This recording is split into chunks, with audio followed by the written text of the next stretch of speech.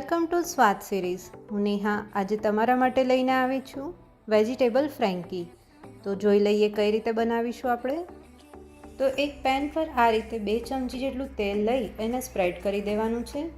તો આજની આપણે જે ફ્રેન્કી બનાવીશું એ એકદમ ઓછા વેજીટેબલની અંદર બની જશે અને એકદમ ઝડપથી બની જશે. તો હવે આપણું તેલ થોડું ગરમ થઈ ગયું છે, તેમાં હું અડધી ચમચી જેટલી રાઈ એડ કરી દઈશ. રાઈ થોડી ફૂટવા લાગે એટલે આપણે એની અંદર 1 ચમચી જેટલું જીરું એડ કરી દીધું છે.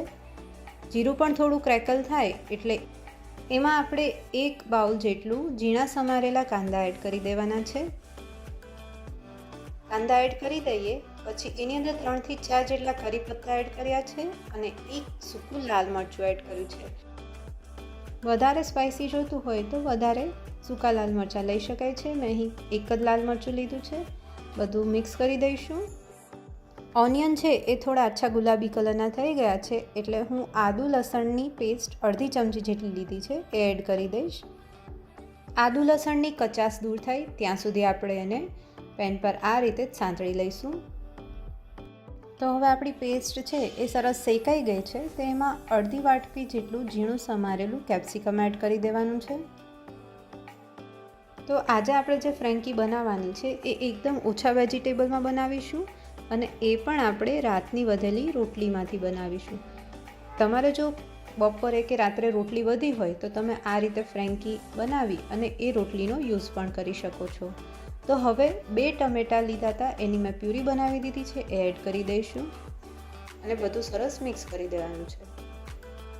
તમે અહીં બીજા કોઈ પણ વેજીટેબલ લેવા હોય, વટાણા છે, ગાજર છે તો પણ લઈ શકો છો.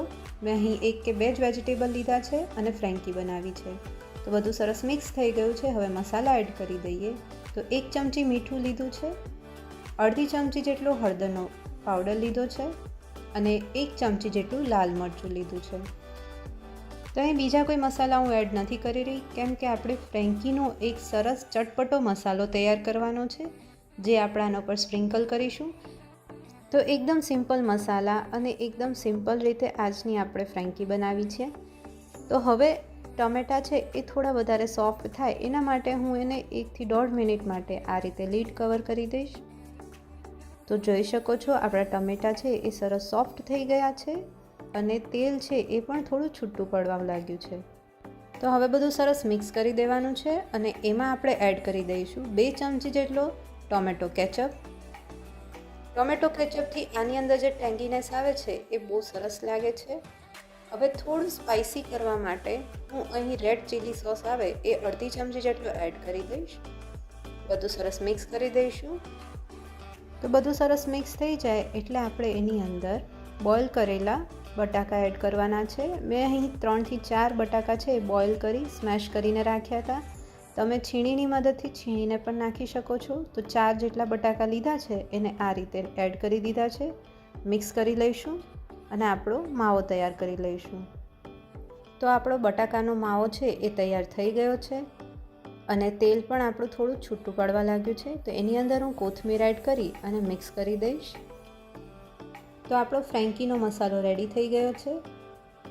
તો હવે આપણે ફ્રેન્કીનો ચટપટો ચાટ મસાલો તૈયાર કરી લઈએ. એના માટે એક મિક્સર બાઉલ લેવાનું છે જેની અંદર મેં 2 ટેબલસ્પૂન જેટલા સૂકા ધાણા લીધા છે, 1 ટેબલસ્પૂન જેટલા કાળા મરી લીધા છે, 2 ટેબલસ્પૂન જેટલું આપણે શેક્યા વગરનું જીરું લીધું છે, 1 ઇંચ જેટલો આપણે તજનો ટુકડો લઈ લીધો છે અને 1 નાનો ટુકડો સ્ટાર એનસ લઈ લીધું છે.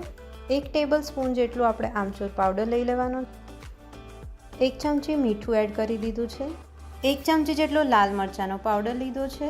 બધું એડ કરી અને આને આપણે ગ્રાઇન્ડ કરી દેવાનું છે. તો આપણો આ ચટપટો મસાલો રેડી થઈ ગયો છે. તમે આને થોડા દિવસ માટે સ્ટોર કરીને પણ રાખી શકો છો.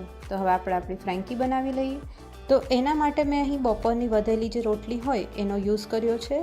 તો આપણી જે રોટલી હોય એને આ રીતે તવા પર આપણે સ્લાઇટ ગરમ કરવાની છે. અહીં તેલ કે ઘી નાખ્યા વગર જ આપણે ગરમ કરીશું જેથી એ થોડી વધારે સોફ્ટ થઈ જાય અને ગરમ થઈ જાય. રોટલી છે એ ઓલરેડી આપણી શેકાયેલી છે એટલે આપણે એને વધારે શેકવાની જરૂર નથી.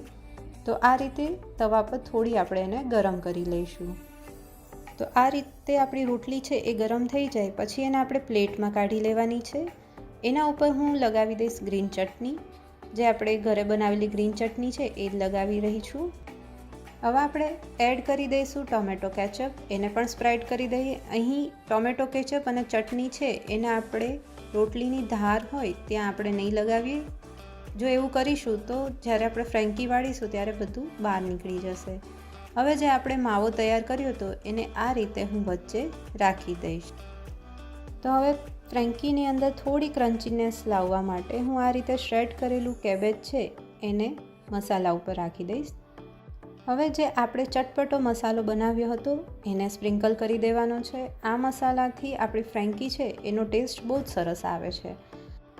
મારી પાસે મોઝરેલા ચીઝ હતું, મેં એ થોડું સ્પ્રિંકલ કરી દીધું છે. તો હવે આપણે આપણી ફ્રેન્કી છે એને રેડી કરી દઈએ. આ રીતે બંને સાઈડથી રોટલી છે એને આપણે ફોલ્ડ કરી દેવાની છે. તો આપણી ફ્રેન્કી રેડી થઈ ગઈ છે.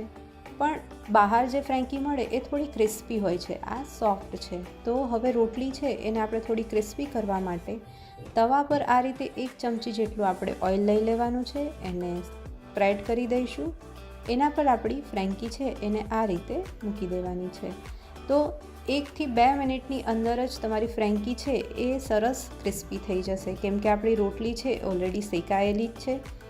તો અડધી કે 1 મિનિટ થઈ જાય પછી તમે જોશો તો જો તમારી એક સાઈડથી ફ્રેન્કી ક્રિસ્પી થઈ ગઈ છે. તો આ રીતે પલટાવી લેવાની છે અને બીજી સાઈડ પણ આપણે ક્રિસ્પી કરી લઈએ. તો તમે પણ આ રેસીપી જરૂરથી ટ્રાય કરજો અને મને કમેન્ટમાં લખીને કહેજો કે કેવી લાગી તમને રેસીપી. તો આપણે પલટાવી દીધી છે બીજી સાઈડ પણ. તો આપણી ક્રિસ્પી અને ફટાફટ બની જાય એવી ફ્રેન્કી રેડી થઈ ગઈ છે. જો તમને મારો આજનો વિડીયો ગમ્યો હોય તો એને લાઈક કરજો, અમારી ચેનલને સબસ્ક્રાઈબ કરજો અને શેર કરજો. Thank you.